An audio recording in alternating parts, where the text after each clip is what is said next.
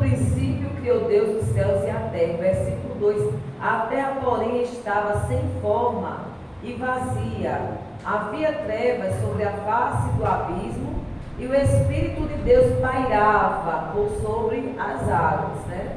Então tem uma linha da teologia, irmãos, que é aplicada, né? A maioria de nós cristãos que estudamos teologia, a gente crê nisso porque a ciência, quando ela quer descobrir a idade biológica de alguma coisa, eles fazem uma pesquisa e um teste em carvão, em chumbo, em alguns materiais da Terra, para identificar mais ou menos quanto tempo, quantos mil anos tem, né, aquele objeto, aquele osso que foi encontrado.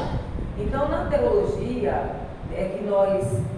que nós pentecostais acreditamos, diz que entre esse versículo 1 e 2 da Bíblia, existe um espaço de tempo que essa terra que nós hoje estamos pisando, ela não é a terra da criação original.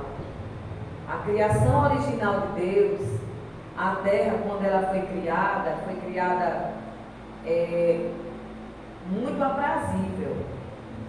Mas só que os teólogos dizem que quando Lúcifer se rebelou contra Deus lá no céu, Deus lançou ele para a terra.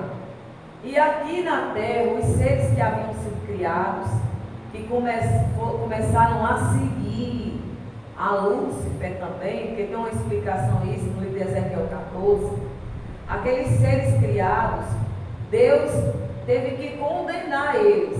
É por isso que tem pessoas que os cientistas dizem, que, por exemplo, o petróleo, existe uma camada da terra que é toda de petróleo. Você não vê petróleo na superfície da terra. O petróleo é embaixo, né, da superfície da terra. Então os teólogos dizem que quando Deus julgou Lúcifer, alguns anjos caídos, inclusive os animais que Lúcifer conseguiu naquela rebelião contra Deus, né, levar com ele, Deus julgou a terra, a primeira terra original que foi criada. E os cientistas dizem que aquela terra foi afundada, ou seja, é como se Deus tivesse pego o seu dedo assim e afundado a terra. Então eles dizem que daquilo ali, esses dinossauros, né, que existiu, porque é científico que existiu, e a Bíblia diz que existia grandes monstros na terra, só que os homens naquela época, eles não sabiam denominar, né, dar nome a esse tipo. Então, os teólogos acreditam que entre o versículo 1 e 2 do livro de Gênesis, Deus julgou a primeira terra que foi criada, por causa da rebelião de Satanás. Então, esses dinossauros foram julgados e ali, esses fósseis, todos eles foram transformados nesse petróleo. Por incrível que pareça, né? A gente fica assim, meu Deus, como é que pode? Mas, irmãos, o organismo do ser humano, ele se decompõe. A única coisa que depois de muitos anos você encontra, se você abrir o caixão de uma pessoa que morreu, é só os cabelos. Na maioria das vezes os cabelos, tem gente que tem um cabelo bom, né? As unhas também, mas ainda é mais fácil decompor do que os cabelos, né? Os cabelos demoram muito mais. Então, esses animais afundaram, foram julgados, né? Foram julgados, é por isso, aí depois que Deus julgou, por isso que no versículo 2 diz assim: havia trevas sobre a face da terra, e o Espírito de Deus pairava por sobre as águas, ou seja, a terra, porém, estava sem forma e vazia. Porque no versículo 1 é só esse trecho aqui: no princípio criou Deus os céus e a terra. É exatamente esse espaço de tempo entre o versículo 1 e o 2 de Gênesis que existe uma pausa. A teologia acredita que essa pausa foi colocada exatamente onde existe coisas que são encontradas em milhões de anos, em bilhões de anos, né? Que a gente não alcançou. Mas pela Bíblia, irmãos, nós contamos a partir da história da criação do homem, tá certo? Por quê?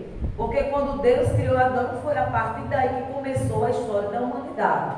Antes disso, Deus havia criado a terra, os céus e a terra, mas não existia vida humana na terra. Então, por que foi tão fácil para Lúcifer conseguir levar esses animais, né, grandiosos, dinossauros, a segui-los? Por quê?